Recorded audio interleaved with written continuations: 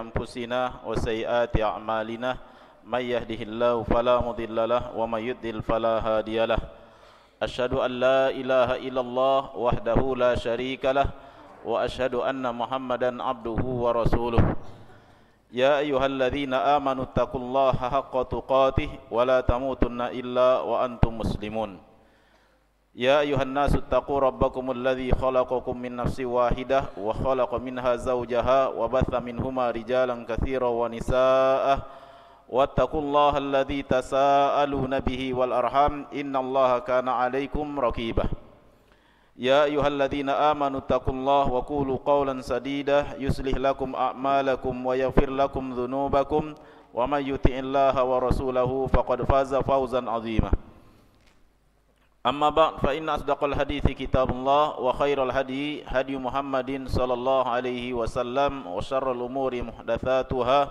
فإن كل محدثة بدعة وكل بدعة ضلالة وكل ضلالة في النار إخواني في الله رحمني ورحمكم الله الحمد لله نشكر الله على عز وجل الذي جمعنا في هذا المسجد المبارك إن شاء الله سبحانه وتعالى وفي هذا المجلس المبارك أيضا إن شاء الله سبحانه وتعالى جمعنا الله سبحانه وتعالى لفائدة علم نافع إن شاء الله سبحانه وتعالى ونصلي ونسلم على نبينا محمد صلى الله عليه وسلم وعلى آله وأصحابه ومن هدى بهديه صلى الله عليه وسلم إلى يوم الدين. Taib ikhwani fillah rahimani wa rahimakumullah.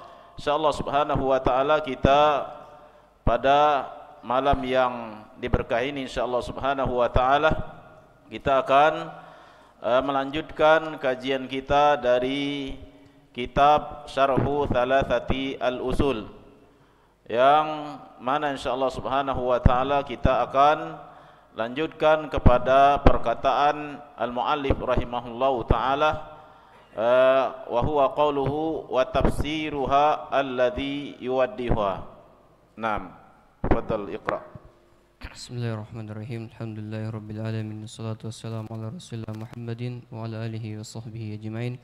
Qala al-muallif rahimahullahu ta'ala wa tafsiruha alladhi yuwaddihuha qawluhu ta'ala a'udzu billahi minasyaitonir rajim wa idh qala Ibrahimu li abihi wa qaumihi innani bara'um mimma ta'budun illa alladhi fatarani fa innahu sayahdin wa ja'alaha kalimatan baqiyatan fi aqibihi la'allahum yarji'un wa qawluhu qul ya ahlal kitabi Ibrahim huwa khalilullah imamul hunafa wa afdarur rasul ba'da Muhammadin sallallahu alaihi wasallam wa abuhu Azaru bara'un sifatun mushabbahatun minal bara'ati wa hiya ablaghu min bari'in wa qawluhu innani bara'un mimma ta'budun iwafi qawla la ilaha khalaqani ibtida'an 'alal fitrati wa qawluhu illa alladhi fatarani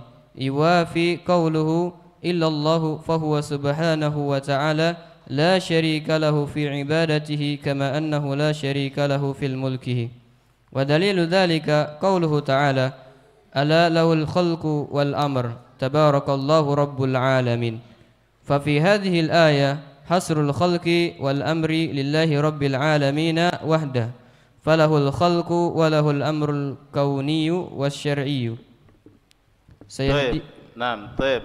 Qala al-muallif rahimahullahu ta'ala wa tafsiruha alladhi yuwaddihuha wa tafsiruha alladhi yuwaddihuha dan tafsirnya alladhi yuwaddihuha yang menjelaskannya dhamir ha ini kembali kepada apa yang sudah kita baca sebelumnya, yang sudah kita kaji sebelumnya, yaitu tentang kalimat la ilaha illallah, tentang kalimat syahadat. Jadi wa tafsiruha, dan tafsirnya yaitu tafsir dari kalimat syahadat. Karena pembahasan ini berkaitan dengan yaitu kalimat yang sebelumnya, perkataan muallif yang sebelumnya, yaitu tentang kalimat syahadat. Wa tafsiruha alladhi yuwaddihuha, yang menjelaskannya, tafsir yang menjelaskan kalimat syahadat. Tafsir yang menjelaskan kalimat syahadat adalah qauluhu ta'ala, adalah firman Allah Subhanahu wa ta'ala.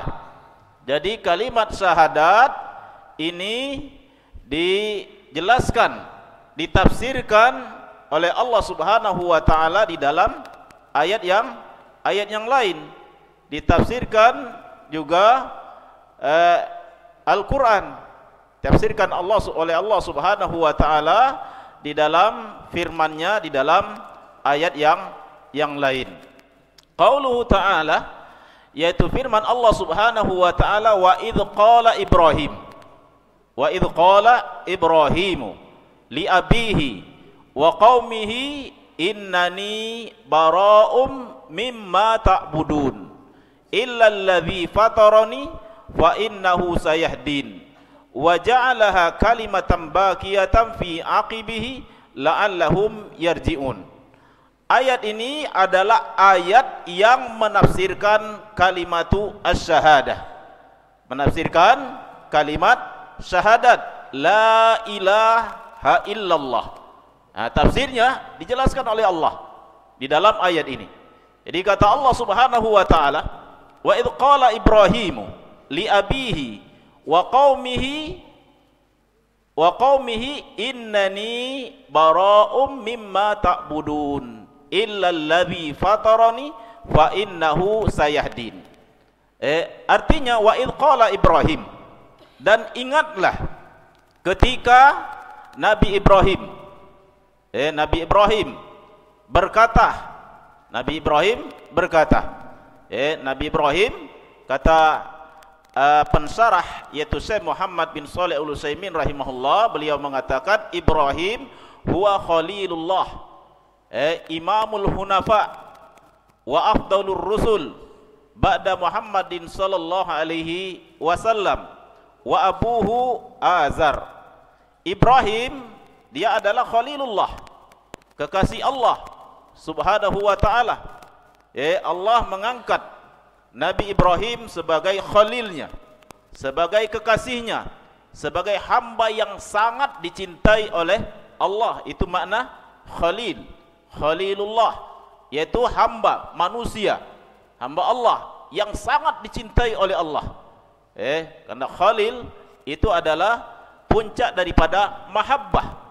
Karena sangat cintanya Allah kepada Nabi Ibrahim, sehingga Nabi Ibrahim diangkat oleh Allah sebagai khalil, sebagai hamba yang sangat dikasihi, sangat dicintai oleh Allah Subhanahu wa ta'ala. Imamul hunafa, imamul hunafa maknanya adalah beliau adalah pemimpin, beliau adalah imam bagi orang-orang yang beriman. Al-hunafa yaitu orang-orang yang bertauhid, orang-orang yang beriman, orang-orang yang bertauhid. Imamnya siapa? Nabi Ibrahim. Imamnya, pemimpin daripada orang-orang yang beriman, orang-orang yang bertauhid. Al-Hanif, orang-orang yang bertauhid, yang akidahnya benar, akidahnya sahih, jauh dari kesyirikan. Ini adalah orang-orang yang disebut dengan Al-Hunafa, jamak dari Hanif, yaitu orang-orang yang beriman, yang bertauhid, yang akidahnya benar, yang jauh dari kesyirikan. Maka imamnya, teladannya siapa? Nabi Ibrahim. Kedua mereka adalah Nabi Ibrahim alaihissalam. Jadi Nabi Ibrahim adalah teladan kedua bagi orang-orang yang bertauhid, bagi orang-orang yang beriman. Kemudian kata Syekh Al-Utsaimin rahimahullahu ta'ala, wa afdalur rusul, Nabi Ibrahim ini adalah Rasul yang paling afdol, Rasul yang paling mulia di antara Rasul-Rasul yang diutus oleh Allah Subhanahu wa ta'ala. Yang paling mulia siapa? Nabi Ibrahim, ba'da Muhammadin sallallahu alaihi wasallam, tapi setelah Nabi Muhammad sallallahu alaihi wasallam. Jadi mana yang lebih mulia, Nabi Muhammad atau Nabi Ibrahim? Jawabnya Nabi Muhammad. Nabi Ibrahim paling mulia, tapi setelah siapa? Setelah Nabi Muhammad sallallahu alaihi wasallam. Wa abuhu Azar. Nama ayahnya adalah Azar. Yang kisahnya banyak di dalam Al-Quran. Bagaimana kisah Nabi Ibrahim mendakwahi ayahnya dengan penuh kasih sayang.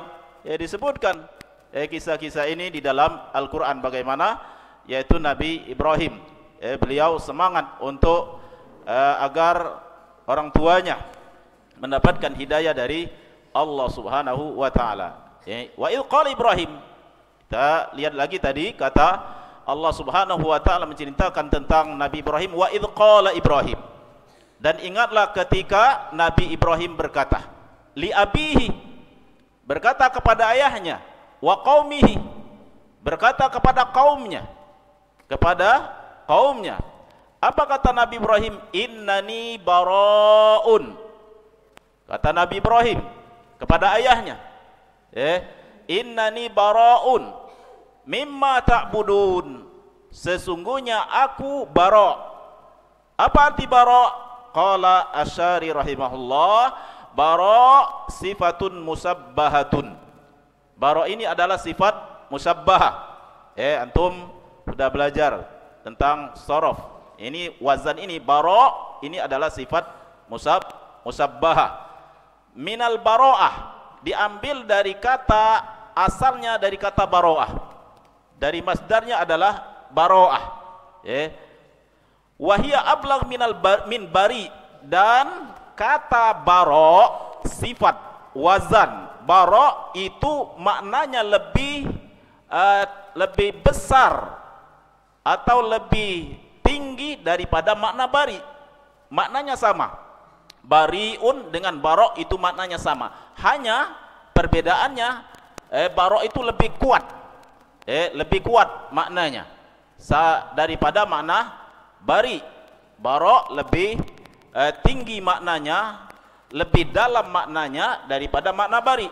Bari maknanya berlepas diri, baro' maknanya berlepas diri. Tapi baro' ini berlepas dirinya lebih besar dari bari. Kalau dalam bahasa contoh lain misalnya akbar dengan kabir. Akbar dengan kabir, dalam contoh lain misalnya contoh lain, siapa yang bisa ngasih contoh? Sabirun dengan sagirun dengan asghar, itu tafdil. Contoh lain misalnya sabirun dengan sabar atau sobur. Sabirun dengan sobur, itu makna sobur itu lebih kesabarannya lebih. Sabir artinya sabar. Kalau sobur itu lebih sabar lagi. Itu kurang lebih contohnya. Nah, begitu juga dengan baro' dengan bari. Baro' dengan bari maknanya sama-sama berlepas diri, tapi baro' ini lebih berlepas diri lagi. Artinya saya betul-betul berlepas diri. Innani bara'un. Innani bara'un. Sesungguhnya kata Nabi Ibrahim, aku bara', aku berlepas diri. Betul-betul sangat jauh berlepas dirinya dari orang-orang musyrikin. Ini bara'. Ini makna bara'. Bara' sifatun musabbatun minal bara'a wa hiya ablagh min bari. Dia maknanya lebih tinggi daripada makna bari. Daripada makna bari. Kemudian wa qauluhu innani bara'um mimma ta'budun. Innani bara'um mimma ta'budun. Kata Nabi Ibrahim, sesungguhnya aku betul-betul berlepas diri, sangat berlepas diri, sangat berlepas diri. mimma ta'budun. Mimma ta'budun, dari apa saja yang kalian sembah. Dari apa saja yang kalian sembah. Karena kaum musyrikin banyak sesembahannya. Banyak berhala mereka. Banyak tuhan-tuhan yang mereka sembah. Tuhan-tuhan yang batil yang mereka sembah selain Allah Subhanahu wa taala. Kata Nabi Ibrahim, saya berlepas diri semuanya tanpa ada pengecualian. Apa saja yang kalian sembah, wahai orang-orang musyrikin, saya jauhi. Saya ingkari. Saya berlepas diri dari semua ibadah-ibadah yang kalian lakukan tersebut. Nah, perkataan Nabi Ibrahim ini yuwafi qaula la ilaha illallah. Ini setara dengan perkataan atau kalimat la ilaha. Jadi perkataan Nabi Ibrahim, perkataan Nabi Ibrahim, innani bara'um mimma ta'budun. Ini sama maknanya dengan la ilaha. Sama maknanya dengan la ilaha, yuwafi, selevel, sebanding, sama dengan kalimat la ilaha. Sama dengan kalimat la ilaha. Ini perkataan Nabi Ibrahim, innani bara'um mimma ta'budun, ini sama dengan perkataan la ilaha. Jadi la ilaha itu artinya adalah kita yang mengucapkan la ilaha illallah, artinya kita berlepas diri dari semua ilah, dari semua tuhan-tuhan yang disembah oleh manusia, oleh orang musyrikin, tuhan-tuhan yang batil. Kita berlepas diri semuanya. Itu makna la ilaha. Sama dengan perkataan Nabi Ibrahim, innani bara'um mimma ta'budun. Ini tafsir, atau ini adalah ayat yang menafsirkan daripada kalimat la ilaha. La ilaha, tidak ada ilah, yaitu yang hak, yang berhak disembah, illallah, kecuali Allah. Kemudian wa qaumi innani bara'um mimma ta'budun. Innani bara'um mimma ta'budun illalladzi fatarani. Illalladzi fatarani. Apa makna illalladzi fatarani? Qala Syari rahimahullah, menjelaskan makna illalladzi fatarani. Kata beliau rahimahullah, khalaqani ibtidaan alal fitrah. Ini makna apa? Illalladzi fatarani, kecuali yang telah menciptakan diriku. Dijelaskan oleh Asy-Syarih rahimahullah, khalaqani ibtidaan alal fitrah. Maknanya kecuali yang telah menciptakanku dari awal alal fitrati, di atas fitrah. Di atas fitrah. Ini makna apa? Illalladzi fatarani. Illah, kecuali, alladzi, yang, fatarani, menciptakanku, yaitu menciptakan aku dari awal dalam keadaan fitrah. Allah menciptakan manusia, menciptakan manusia di atas apa? Fitrahnya. Nabi Ibrahim Allah ciptakan di atas fitrahnya, yaitu di atas iman, di atas akidah yang sahihah, di atas tauhid. Ini makna illalladzi fatarani, kecuali yang telah menciptakan diriku dari awal dalam keadaan apa? Di atas fitrah, di atas keimanan, di atas tauhid. Khalaqani ibtidaan al fitrah. Wa qauluhu illalladzi fatarani, dan perkataan Nabi Ibrahim yang Allah sebutkan dalam ayat ini, illalladzi fatarani. Illalladzi fatarani, yuwafi qaulahu illallah. Ini selevel atau sebanding dengan perkataan illallah, yaitu apa? Al-itsbat, penetapan bahwasanya ilah yang berhak disembah itu adalah yang menciptakan manusia di atas fitrah, di atas iman, di atas tauhid. Yang menciptakan makhluk ini yang berhak untuk disembah. Ini makna illalladzi fatarani. Dan illalladzi fatarani ini menafsirkan kalimat apa? Illallah. Menafsirkan kalimat illallah. Maka kalimat alladzi fatarani illalladzi fatarani ini sama dengan perkataan illallah, sama dengan kalimat illallah. Fahuwa subhanahu wa ta'ala, fahuwa subhanahu wa ta'ala la syarikalah, la syarikalah fi ibadatihi kama annahu la syarikalahu fi mulkihi.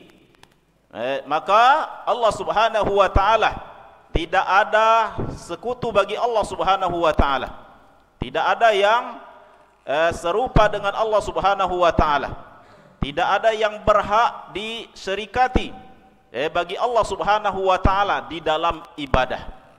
Enggak ada yang berhak diibadahi bersama Allah subhanahu wa ta'ala, tidak ada yang berhak diibadahi bersama Allah subhanahu wa ta'ala. Bahwa subhanahu wa ta'ala la syarika lahu fi ibadati kama annahu la syarika lahu fil mulki, sebagaimana tidak ada syarikat, tidak ada syarikat bagi Allah subhanahu wa ta'ala fi mulkihi, tidak ada sekutu bagi Allah subhanahu wa ta'ala fi mulkihi, di dalam apa? Kekuasaannya, dalam kerajaannya, dalam menguasai alam semesta ini. Yang menguasai alam semesta ini, yang menciptakannya, yang menguasainya Allah subhanahu wa ta'ala, hanya Allah. Demikian juga dalam hal ibadah. Dalam hal ibadah, Allah subhanahu wa ta'ala satu-satunya yang berhak untuk diibadah. Enggak ada, tidak ada yang berhak diibadahi kecuali Allah subhanahu wa ta'ala. Sebagaimana Allah, dia ditauhidkan dalam, yaitu ar-rububiyah, dalam penciptaan, dalam pengaturan alam semesta, demikian juga dalam ibadah. Allah lah satu-satunya yang berhak untuk kita sembah, yang berhak untuk kita ibadahi. Kita tidak boleh meyakini dan tidak boleh melakukan ibadah kecuali hanya kepada Allah subhanahu wa ta'ala. Tidak boleh beribadah kepada selain Allah subhanahu wa ta'ala, kepada makhluk Allah subhanahu wa ta'ala. Wa dalilu dzalika qauluhu ta'ala, dalil yang demikian itu adalah firman Allah subhanahu wa ta'ala, ala lahul khalqu wal amru tabarakallahu rabbul alamin. Dalil yang demikian itu isyaratnya ini adalah kepada apa? Bahwasanya tauhid ibadah dan tauhid rububiyah itu hanyalah kembali kepada Allah subhanahu wa ta'ala. Ibadah kita hanya kepada Allah, dan juga keyakinan kita, bahwa keimanan kita yang menciptakan alam semesta ini dan menguasainya hanya Allah subhanahu wa ta'ala. Dalilnya apa? Dalilnya adalah qauluhu ta'ala, dalilnya adalah firman Allah subhanahu wa ta'ala, ala lahul khalqu wal amru tabarakallah rabbul alamin. Ini dalil tentang apa? Tauhid rububiyah dan tauhid al-uluhiyah. Tauhid rububiyah dan tauhid uluhiyah, bahwasanya wajib bagi kita mentauhidkan Allah baik dalam uluhiyah maupun dalam rububiyah Allah subhanahu wa ta'ala. Ala lahul khalqu wal amru tabarakallahu rabbul alamin. Ala lahul khalqu, kata Allah subhanahu wa ta'ala, lahul khalqu. Allah ini kalimat apa? Tanbih, kalimat tanbih, kalimat yang mengingatkan, yang memberikan agar kita perhatian.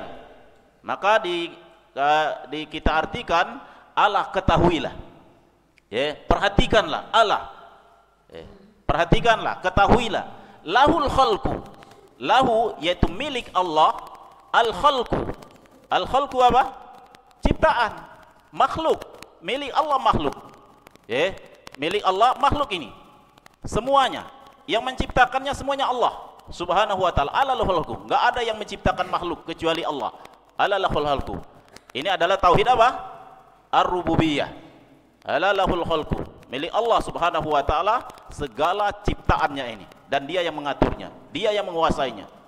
Ala lahul khalqu Wal amru. Wal amru, ini wal amru, apa makna al amru di sini? Wal amru yaitu apa? At-tadbir wa tasarruf. At-tadbir wa tasarruf. Wal hukum lillahi subhanahu wa ta'ala. Kalau al-khalqu adalah rububiyah. Wal amru adalah yaitu pengaturan, hukum, at-tadbir yang mengatur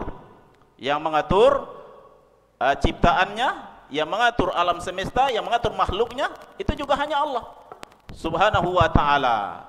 Baik urusan-urusan yang berkaitan dengan kauniyah, tentang kehidupan alam semesta ini, kejadian alam semesta ini, ataupun berkaitan dengan syar'iyah, dengan hukum-hukum syar'i, aturan-aturan syar'i, itu kembali semuanya kepada Allah subhanahu wa ta'ala. Hanya Allah subhanahu wa ta'ala yang menciptakan, dan hanya Allah yang berhak mengatur ciptaannya. Maka manusia, hambanya harus taat, harus mengikuti hukum dan aturan-aturan Allah subhanahu wa ta'ala, karena Allah yang menciptakan, dan Allah subhanahu wa ta'ala satu-satunya yang mengatur alam kita, yang mengatur kita. Tabarakallahu rabbul alamin. Tabarakallahu rabbul alamin. Tabaraka artinya apa? Maknanya apa? Tabaraka artinya adalah ta'azama wa takathara. Ta'azama, maha agung Allah. Wa takathara khairuhu. Ini makna tabaraka. Tabarakallah maknanya adalah ta'azama wa takathara khairuhu wa ihsanuhu. Allah maha agung, Allah maha mulia, dan maha banyak, sangat banyak sekali kebaikan. Kebaikan yang Allah berikan kepada makhluknya. Ini makna apa? Tabarakah, tabarakallah. Jadi tabarakallah yaitu ta'azama wa takathara khairullahi subhanahu wa ta'ala. Maha agung Allah dan maha banyak nikmat, kebaikan yang Allah berikan kepada makhluknya. Tabarakallah rabbul alamin, dan dia adalah rabbul alamin. Nah, taib wa fi hadhil ayah hasrul khalqi wal amri lillahi rabbil alamin. Maka dalam ayat ini hasrul khalqi, pembatasan. Hasr itu apa? Pembatasan al-khalqi, ciptaan. Hak di dalam menciptakan, yang bisa menciptakan itu hanya Allah. Ala lahul khalqu wal amru lillahi rabbil, dan juga membatasi masalah penciptaan dan juga masalah pengaturan. Ciptaannya ini adalah hanya kepada, kembalinya hanya kepada Allah subhanahu wa ta'ala rabbul alamin wahdahu. Falahul khalqu walahul hamrul kauni wa syar'i. Maka milik Allah al-khalqu, yaitu hak ciptaan, milik Allah subhanahu wa ta'ala penciptaan. Walahul amru, dan milik Allah pengaturan, hukum, semuanya kembali kepada Allah. Makhluk enggak bisa lepas dari pengaturan dan hukum Allah subhanahu wa ta'ala al-kauni wa syar'i. Baik hukum alam, hukum alam, kauni itu hukum alam, wa syar'i, hukum syariat. Hukum syariat, hukum-hukum yang berkaitan dengan agama ini. Bagaimana kita beribadah kepada Allah, bagaimana berakidah, bagaimana bermuamalah, ini semuanya kembali kepada siapa? Aturan Allah. Kita enggak bisa membuat hukum sendiri, membuat aturan sendiri di dalam beribadah kepada Allah, di dalam beragama.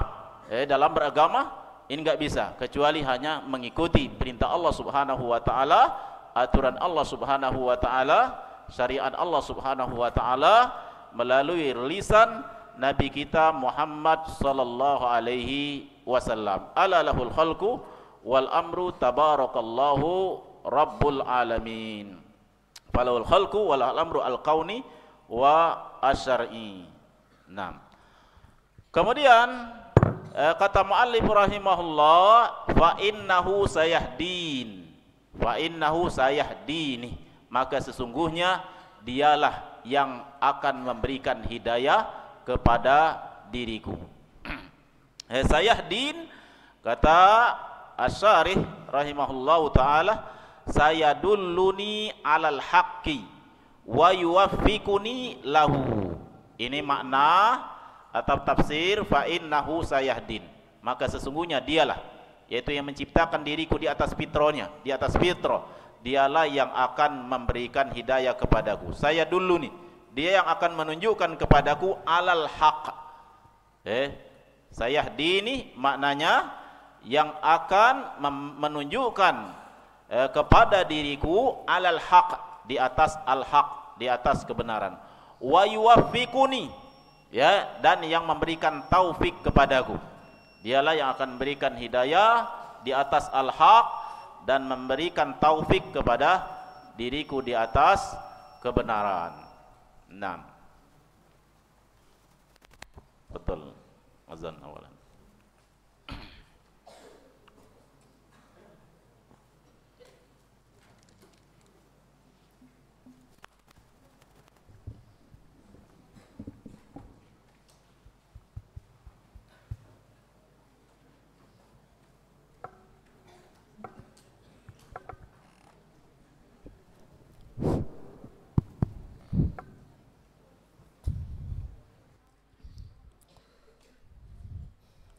Allahu Akbar, Allahu Akbar.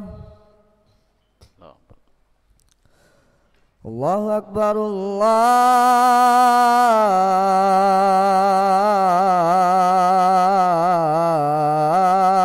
Akbar.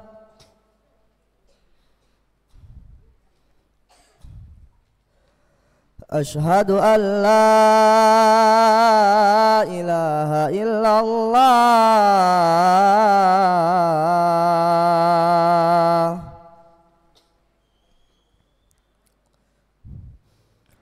Asyhadu an la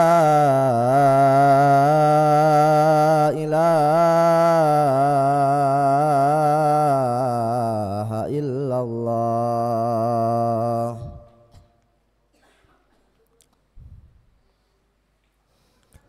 Asyhadu anna Muhammadar Rasulullah.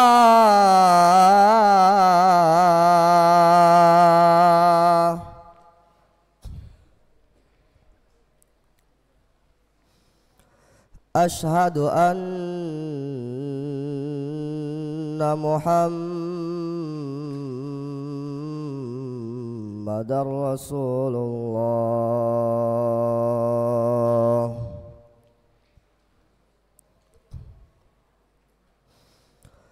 Hayya 'alas salah.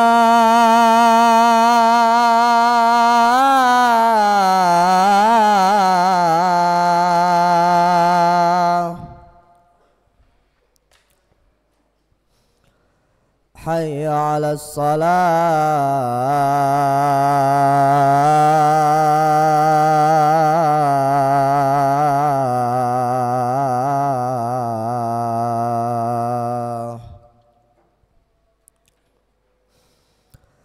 Hayya 'alal falah.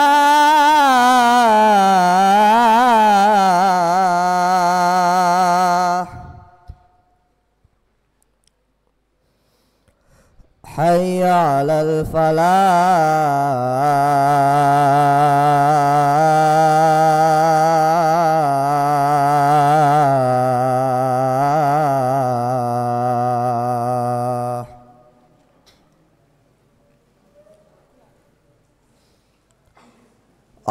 Allahu Akbar, Allahu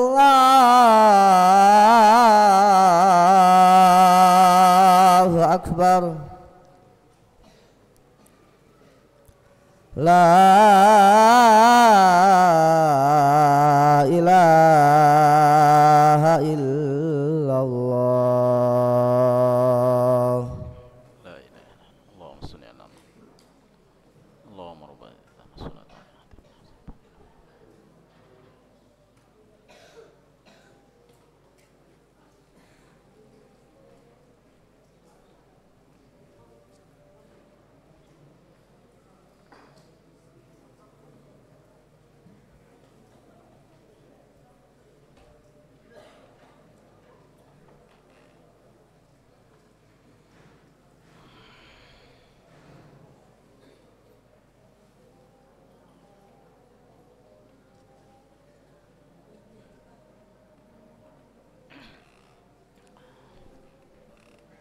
Baik.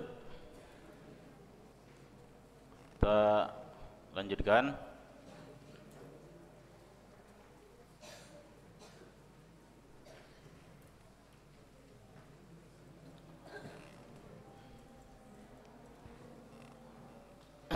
Jadi kata Allah Subhanahu wa taala tentang perkataan Nabi Ibrahim alaihissalam, wa idh qala Ibrahim li abihi wa qaumihi innani bara'um mimma ta'budun illa alladhi fatarani fa innahu sayahdin. Ini adalah tafsir daripada kalimat syahadat la ilaha illallah, yang menjelaskan tafsir syahadat la ilaha illallah. Kemudian waja'alaha kalimatan baqiyatan fi aqibihi la'allahum yarji'un. Waja'alaha ay hadhil kalimah wahiyal bara'ah min kulli ma'budin siwallah. Waja'alaha, dan Allah jadikan ha itu kembali kepada perkataan Nabi Ibrahim, innani bara. Ini kalimat kembali kepada kalimat bara, kata bara. Kan Nabi Ibrahim mengatakan apa? Innani bara'um mimma ta'budun. Sesungguhnya aku sangat berlepas diri, sangat betul-betul berlepas diri dari semua yang kamu sembah, yang kamu ibadahi, dari selain Allah Subhanahu wa taala. Kalimat ini, kalimat barok Nabi Ibrahim ini, kalimat barok Nabi Ibrahim ini adalah waja'alaha, ini adalah kalimat barok. Waja'alaha, ini kembali domirnya kembali kepada kata al-barok. Nabi Ibrahim berlepas diri dari kaumnya yang mereka, dan juga berlepas diri dari segala sesembahan-sesembahan yang disembah selain Allah Subhanahu wa taala. Wa hiyal bara'ah min kulli ma'budin siwallah. Kalimatan baqiyatan fi aqibihi, dan Allah jadikan, Allah abadikan, Allah jadikan perkataan Nabi Ibrahim. Saya berlepas diri, kata Nabi Ibrahim, saya sangat berlepas diri dari kesyirikan-kesyirikan, dari segala bentuk ibadah yang kalian sembah selain Allah. Saya sangat berlepas diri, kata Nabi Ibrahim. Dan kalimat ini Allah jadikan kalimatan baqiyatan, kalimat yang terus berlanjut. Akhirnya kalimat ini kalimat yang terus berlanjut, diwarisi oleh orang-orang yang beriman kepada Allah Subhanahu wa taala. Kalimat ini terus didengungkan dan diungkapkan oleh orang-orang yang beriman. Orang-orang yang beriman semuanya mengatakan seperti perkataan Nabi Ibrahim. Dari Nabi Ibrahim inilah kalimat ini terus diucapkan oleh ahlut tauhid. Mereka mengatakan kami berlepas diri. Orang-orang yang bertauhid semuanya mengatakan kami berlepas diri dari segala yang disembah selain Allah. Yang kami sembah hanya Allah. Ini kalimat ini dipakai siapa? Oleh ahlut tauhid, diwarisi oleh orang-orang yang beriman. Setelah Nabi Ibrahim alaihissalam, kalimatan baqiyatan fi aqibihi, kalimat yang terus tetap ada, diwarisi fi aqibihi, di anak keturunannya yang beriman kepada Nabi, kepada Allah Subhanahu wa taala, fi aqibihi. Jadi sebuah perkataan yang baqiyah, yang abadi, yang tetap terus akan ada orang-orang yang berakidah, yang kuat, yang mereka mengatakan tanpa basa-basi, tanpa mujabalah. Dia mengatakan, orang-orang bertauhid mengatakan kami berlepas diri dari alihah batilah, dari Tuhan-Tuhan yang batil, yang disembah oleh kaum musyrikin. Jadi Allah jadikan kalimat ini kalimat yang tetap ada pada orang-orang yang beriman, fi aqibihi, di belakang Nabi Ibrahim, dari keturunan-keturunannya, la'allahum yarji'un, la'allahum yarji'un, agar mereka kembali kepada Allah Subhanahu wa taala, agar mereka bertakwa kepada Allah, agar mereka senantiasa ingat bahwasanya yang berhak disembah dan ibadahi hanyalah Allah Subhanahu wa taala. Nah, baik, insyaallah kita lanjutkan di materinya pada pertemuan yang akan datang insyaallah.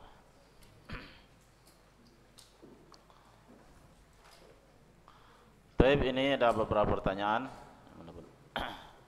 Assalamualaikum Ustaz, izin bertanya, kalau ada orang kafir yang masuk Islam, apakah dia wajib membaca syahadat?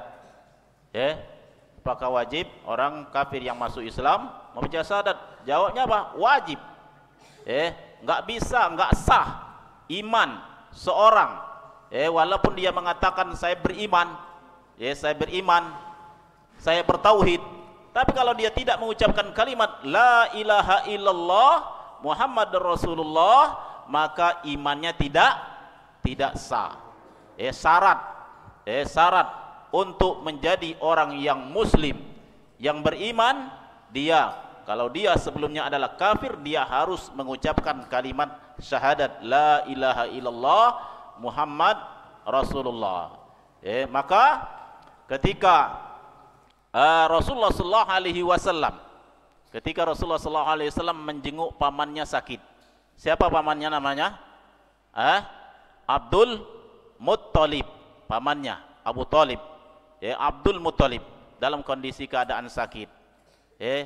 Pamannya adalah orang yang sangat dicintai oleh Nabi sallallahu alaihi wasallam, paman yang melindungi dia, yang membela dakwah Nabi sallallahu alaihi wasallam.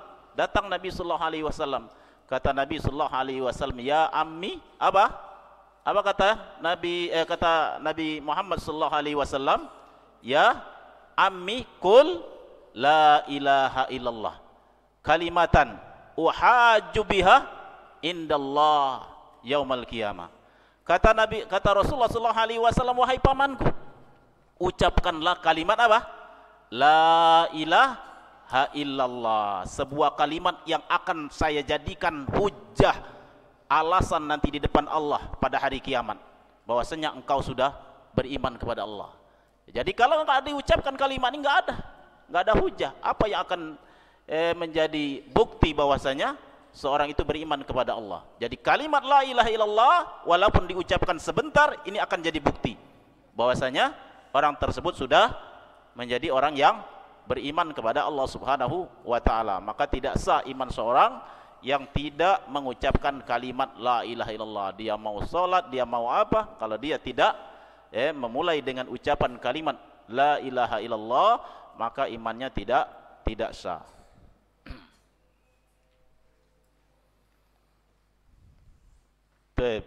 Assalamualaikum Ustaz, izin bertanya, apa hukumnya mengerik badan dengan uang koin atau semisalnya Ustaz, boleh atau tidak? Ini pertanyaannya ini jauh sekali dari materi, ya tak? Tapi enggak apa-apa. Hukum ngerok badan, mengerik badan. Ini sebenarnya bukan ditujukan kepada ustadz, ditujukan kepada siapa? Tabib, ditujukan kepada ahli terapi, kepada ahli terapi. Ini karena ilmunya di mereka, tapi berdasarkan pengalaman dari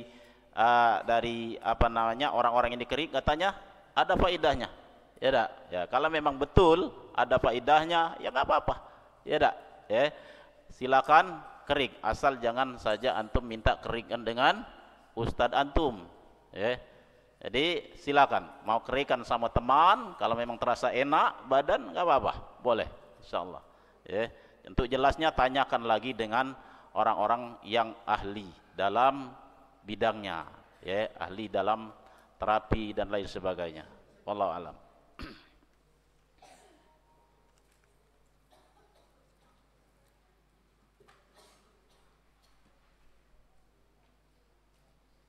Assalamualaikum Ustaz, izin tanya, boleh dak Ustadz misalnya bulan Ramadan menonton bioskop? Ya, Ustadz, boleh dak Ustadz? La ilaha illallah. Iya, iya. Nonton bioskop, ya. Ya nggak boleh lah, ya dak? Nonton bioskop, iya. Nonton bioskop di bulan Ramadan, iya. Nggak boleh nonton bioskop, apalagi ya biasanya bioskop itu yang ditonton hal-hal yang tidak layak, ya dak? Fitnah dan lain sebagainya, lihat wanita dan lain sebagainya. Kita dak nonton bioskop aja ngeri-ngeri, apalagi sengaja nonton bioskop, apalagi di bulan Ramadan, bulan ibadah, sangat lebih besar dosanya daripada di hari-hari biasa. Maka jangan, hindari, jauhi, karena itu akan merusak ibadah. Paling tidak itu akan mengurangi nilai ibadah puasanya. Nah, itu.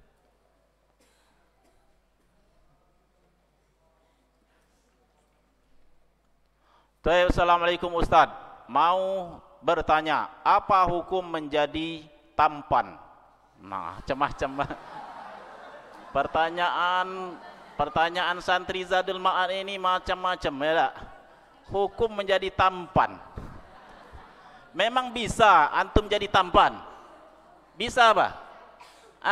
Kalau kelihatan tampan bisa, kalau mau jadi tampan nggak bisa. Sudah Allah ciptakan, oh ini tampan, ini ya tampan. Masalah tampan tidak tampan itu masalah apa? Masalah hukum Allah. Allah yang ngatur, Allah yang ciptakan.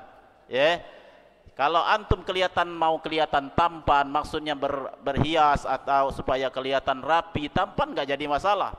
Ya, tapi kalau masalah mau jadi tampan betul, ya merubah wajah antum yang hidungnya hidung Indonesia kayak hidung orang Timur Tengah, ya ini sudah di luar apa namanya cara yang wajar, ya. Maka mau menjadi tampan ini bagaimana maksudnya? Kalau maksudnya ya rapi, rambutnya disisir, pakaiannya rapi, ya jenggotnya disisir sehingga kelihatan tampan, ya nggak jadi masalah. Tapi kalau antum mengusahakan yang sifatnya berlebihan, sampai operasi plastik misalnya kan, ke luar negeri, ke Amerika, ke Singapura untuk jadi tampan, nah ini sudah lewat batas. Itu biarlah. Kita yang penting kita terima apa yang Allah ciptakan untuk diri kita. Rupa kita tampan, alhamdulillah. Biasa-biasa aja, alhamdulillah. Yang penting kita diberi hidayah oleh Allah, beriman, dapat belajar, kenal agama, ya akidah yang sahih, kenal sunnah Nabi. Itu yang kita cari, itu yang kita usahakan. Nah, Assalamualaikum Ustadz, izin bertanya, jika seorang membaca zikir pagi petang, subhanallah bihamdi dan astaghfirullah wa atubu ilaih, boleh tidak seorang tersebut membacanya dengan subhanallah dan astaghfirullah? Ya boleh. Hanya saja zikir pagi petang ada zikir-zikir khusus yang punya lafaz-lafaz yang diajarkan oleh Nabi sallallahu alaihi wasallam, seperti misalnya zikir amsayna wa amsal mulku lillah walhamdulillah la ilaha illallah dan seterusnya. Ini yang lebih baik, kita baca betul-betul zikir yang ada lafaz-lafaznya dari Nabi sallallahu alaihi wasallam. Kalau baca subhanallah dianjurkan dengan subhanallah bihamdi adada khalqi wa ridha nafsi dan seterusnya, yang memang betul-betul warid dari Nabi sallallahu alaihi wasallam, itu yang lebih afdalnya. Tapi kalau antum tidak hafal zikir-zikir tertentu, antum baca pagi hari, sore hari, subhanallah, astagfirullah, boleh. Boleh.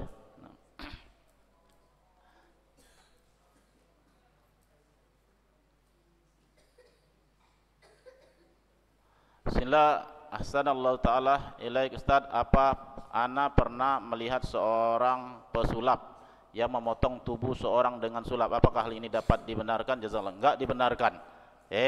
Tidak dibenarkan melakukan hal-hal seperti itu. Sulap-sulap hal seperti ini dilarang.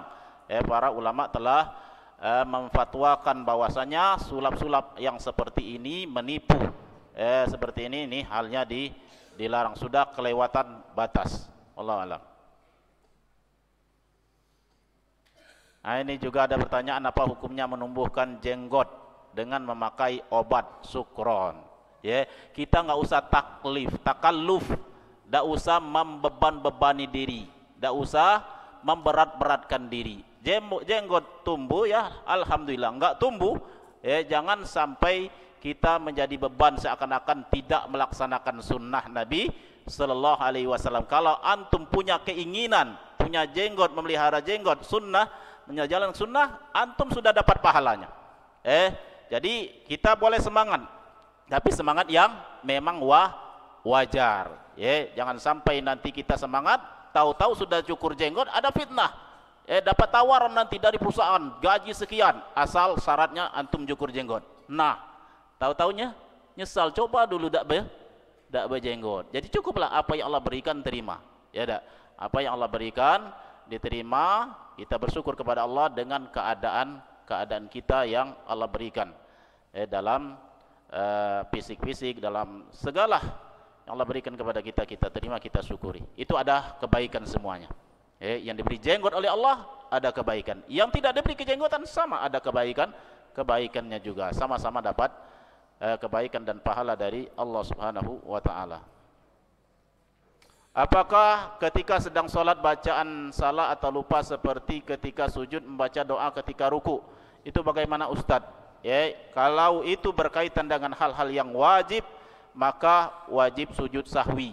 Lupa, misalnya baca doa sujud atau doa ruku atau salah, maka